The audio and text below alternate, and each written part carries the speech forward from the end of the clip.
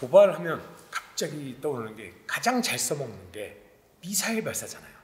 장거리 탄도미사일에 가장 불안한 게 그거라면서요. 얘네 게 어디 떨어질지 모르는 게 제일 불안하다면서요. 갑자기 이상한 방향으로 날아간 거예요. 삐끗해가지고. 한국이나 일본이나 진짜로 잘못해가지고 과부로 날아갔어. 그러면 이거 어떻게 해요? 그 신호 만약에 그렇다면 미사일이 날아가는데요. 네. 개입을 해가지고 간섭으로 네. 그거를 다른 방향으로 이렇게 날아가게 하는 거를 스푸핑이라 그래요. 네. 그런 기술도 미국은 있어요. 북한의 기계적 결함인지 네. 미국의 전자 개입에 의한 스푸핑으로 실패했는지 그건 아직 나중 역사가 좀 더 흘러야 명확하게 밝혀질 것인데 미국이 이미 그런 기술은 가지고 있어요. 아니 근데 진짜로 실수해서 북한이 진짜로 실수해서 얘네 기술력이 모자라서 네. 쐈는데 삑사리가 나가지고 진짜로 한국이나 일본이나 미국에 떨어지면 어떻게 돼요?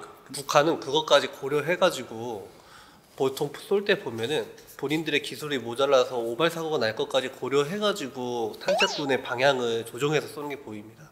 북한이 겁을 내는 것은 김정은이가 지금 미사일 쏘아대고 하는 그것은 미국이 계속 무시하고 경제 제재하니까 우리한테 관심 좀 가져달라 하는 그것도 있고 바다에 쏘잖아요.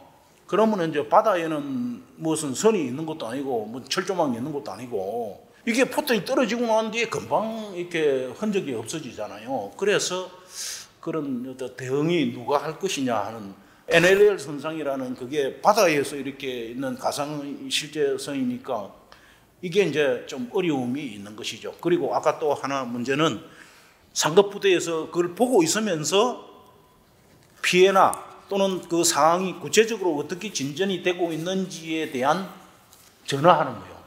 하급 제대에서 상급 제대로 보고하기 전까지는 전화해가지고 확인하려고 그러면 안 돼요. 상황에 집중하도록 해줘야지. 근데 많은 여태까지 국지 도발이나 어떤 연평 해전이라든지 이런 상황이 났을 때에 가장 애를 먹는 것이 상급 부대에서 확인 전화하는 이거 하는 전화예요? 이게 진짜 심각한 문제예요. 왜냐하면 현장에 있는 중대장, 소대장들은 지휘를 해야 되는데 정말 그 대대장도 그렇고 계속 위에서는 궁금하거든요. 그냥 계속 보면 야 되잖아. 뭐해 어떻게 했어 어떻게 됐어 하니까 초기 상황만 이제 모니터를 하지만은 그 전개되는 상황을 이렇게 이제 못 볼 궁금하죠. 하니까 그래도 기다려줘야 돼요. 그 집중하도록. 전화하지 마시래요.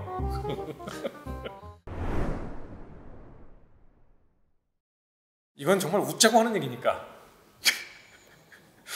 북한 노동청사 앞에서 파티가 벌어진 사진을 제가 얼마 전에 봤어요. 김정은과 더불어서 정말 북한의 최고 고위층들이 그 바깥 마치 백악관을 연상시키게 그렇게 꾸며놨더라고요. 잔디밭에서 원형 테이블에 다 앉아가지고 파티를 벌이고 있더라고요. 근데 이목에서 이렇게 보면 김정은부터 시작해가지고 막 북한 최고위층이 다 앉아있잖아요. 그렇죠. 거기에 실수로 호나 미사일이 톡 떨어지면 북한 최고위층이 정말 그냥 다 사라지게 되는 상황인 거잖아요. 만약에 북한 최고위층이 거기서 싹 사라지는 상황이 발생하면 북한은 어떻게 될까요? 최고위층이 한꺼번에요. 네, 싹 사라지는 상황이 발생합니다. 기발하신 생각을 많이 하시는 것 같아요. 그런데 김정은이 얼굴을 자세히 저는 유심히 추적을 하거든요. 네.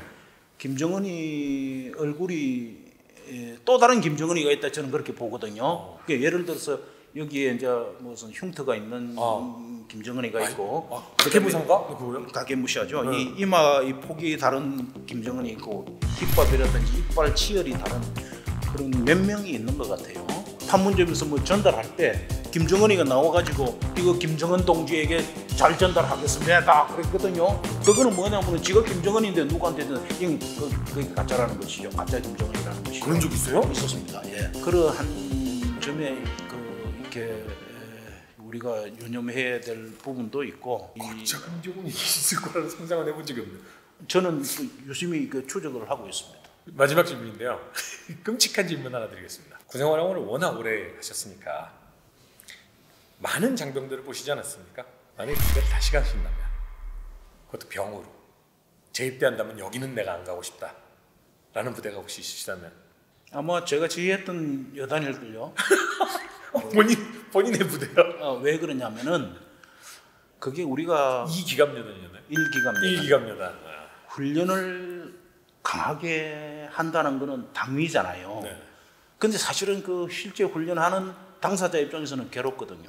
왜냐면 그거는 뭐 잘못됐다고 할 수도 없고 당연히 해야 되는 거를 하는데 실제 당하는 또는 해야 되는 병사 입장에서는 괴로운 거예요. 저는 하나 철칙으로 삼은 게 있었어요. 신병이 바쁜 부대는 사고가 많이 난다. 이제 절대 신병이 바쁘게 하면 안 됩니다. 그러니까 숙련된 병사가 숙달된 조교로서 이렇게 빠릿빠릿하게 하면은 사고가 안 나요. 왜냐하면 숙달이 돼 있으니까. 이 숙달된 조교가 항상 시범을 보여야 되고 솔선수범하거든요. 그러기 때문에 훈련을 우리가 열심히 하는 부대일수록 힘든 건 사실입니다. 그건 부정할 수 없는 사실인데 모르겠습니다. 부하들이 아마 손가락질 많이 할 거예요. 다시는 저 사람하고 근무하고 싶지 않다는 이런 생각을 하는 옛날 전우들이 많을 거라고 생각합니다. 미안하게 생각합니다. 그러나 반드시 해야 될 일이었다고 이렇게 생각합니다. 꺾였다고 편할 생각하지 마라. 말년이라고 뺄 생각하지 마라. 네, 그렇죠. 나라도 내 밑으로 들어가고 싶지 않다.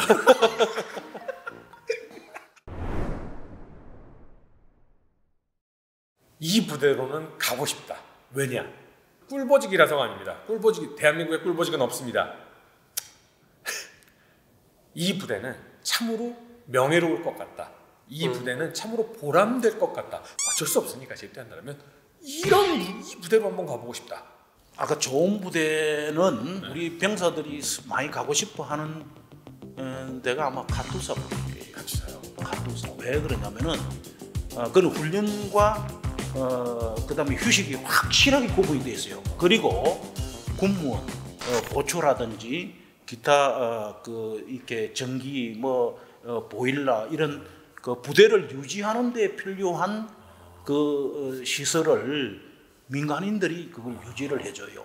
그런데 우리 한국군의 현실은 병사들이 훈련도 하고 또 보초도 서고 지사도 하고 이렇게 온갖 일을 다 해야 되잖아요. 그러니까 병사들이 휴식 시간에 제대로 누군가는 보초를 써야 되고 누군가는 또 그 부대 유지를 위해서 그걸 해야 되잖아요. 그러니까 이런 게 이제 우리가 경제가 조금 더 나아지면은 그런 지원 여건 이런 것들이 좀 개선이 돼야 될 부분은 분명히 있습니다. 그래서 제가 그 카투사 부대가 편해서 그런 게 아니고 훈련을 빡시게 하되 확실하게 쉴 때와 할 때를 구분할 수 있는 지원 하는 분들이 있다 하는 거. 그것 때문에 모든 게 훈련으로 통하는군요. 훈련을 빡시게 시키기 위해서는 다른 걸 하면 안 돼. 이런 마인드가 기본적으로.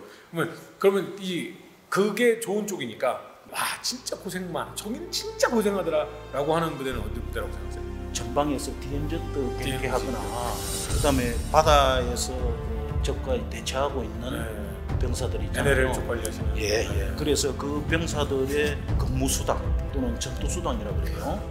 그런 수당을 좀 현실화시켜줘야 된다. 저는 그렇게 딱 집어서 말씀드리면 1사단, 제1보병사단, 제22보병사단, 해병 2사단, 연평부대. 네, 요 정도가 있습니다. 좀 힘든 부대죠. 예. 우리 임영권님이 생각하시기에 야 저기는 정말 피하고 싶다라는 부대와 저기는 진짜 보람찰 것 같다. 그 생활 오래 하셨으니까 많은 부대를 보셨잖아요. 피하고 싶은 부대는 딱히 없고요. 네. 왜냐면 어딜 가나 다 똑같이 힘들거든요. 저는 병사 생활도 해봤기 때문에 그거를 누구보다 잘 아는데 가고 싶은 부대 뭐 이런 거 생각해 보면 힘든 부대면서 보람찬 부대가 있습니다. 제가 경험했던 1사단인데 1사단은 기본적으로 3개 대대가 경기작전을 해요. 현행 경기작전을. 2개 대대가 도라대대, 백학대대 해가지고 GOP 임무를 수행을 하고 1개 대대가 강한 경기작전을 해요. 장단대대라고 해서. 또 지금은 운영하지 않지만 CIQ 경의선 경비대라는 것도 1사단에서 관리하는 부대였습니다. 그리고 JSA를 지원하기 위해서 전진 타격대라는 기동부대를 또 운영을 하거든요. 그러다 보니까 상대적으로 후방에 있는 대대들은 병사들이 항상 모자라요. 장병들이 항상 숫자가 왜냐하면 이 현행 경계작전 부대의 120% 보직을 맞춰주기 때문에 그쪽으로 장병들이 다 올라가니까 항상 여기는 제한된 병력을 가지고 시범식 교육도 해야 되고 새로운 물자 들어오면 1사단 먼저 테스트 하거든요. 아니면 25사단 먼저 테스트 하든지 그것도 해야 되고 무슨 또 훈련도 해야 되고 호국 훈련 또 겹치면 또 그런 것도 나가야 되고 온갖 훈련이 다 들어옵니다. 그러다 보니까 정말 힘들긴 한데 GOP에서 지금 근무하시는 아마 장병 여러분들은 아침마다 느끼실 거예요. 아침에 이제 후반야 근무 끝나고 철수할 때 해가 떠오르는 거 보면은 야 진짜 내가 오늘 하루 나라를 지켰구나 라는 느낌이 들거든요. 그런 거 생각해 봤을 때 이 경계작전 근무를 할 수 있는 부대가 힘들지만 보람찬 부대가 아닌가 라고 생각해 봤습니다. 1사단은 고생을 합니다만은 1사단보다 더 힘든 부대가 있어요. 22사단의 경우에 산이 험준하잖아요. 금봉산 그 얼마나 험준합니까?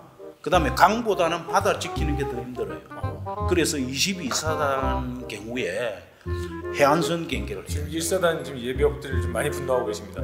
그래도 1사단이 저도 1사단에서 5년을 근무했어요. 네. 1사단도 분명히 그 강을 임진강을 경계하는 게 힘들고 수고는 많이 해요. 그런데 부하의 정도, 부대의 그 어떤 가부하 있잖아요. 부하의 정도, 힘든 정도를 따지면은 22사단의 강도가 더 높을 거다 이렇게 봅니다. 하여튼 뭐 마지막은 두 가지를 제가 말씀드렸지만 모든 장병 여러분 다 수고하셨고 대한민국에서 국방의 의무를 다하신 분들은 뭐 모두가 대한민국을 지켰다라고 해도 과언이 아닐 겁니다. 그 아무리 힘들어도 그 즐겁게 하면은 또 국방의 의무를 수행하고 있다는 이런 즐거움, 사명감, 의무 어떤 정신을 마음 자세를 가지고 근무하면은 그건 힘든 부대가 아니라고 봐요. 그래서 어떤 부대가 편하다, 뭐 좋다 이렇게 질문하시는 건 약간은 어폐가 있고 국방 군복을 입고 있다는 그 자체가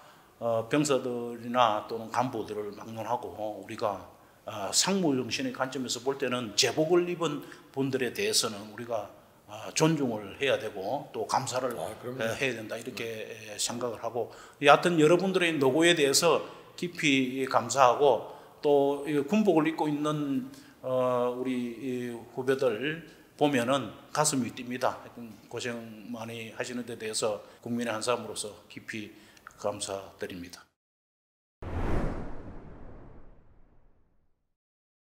오늘 두 분 너무너무 감사하고요.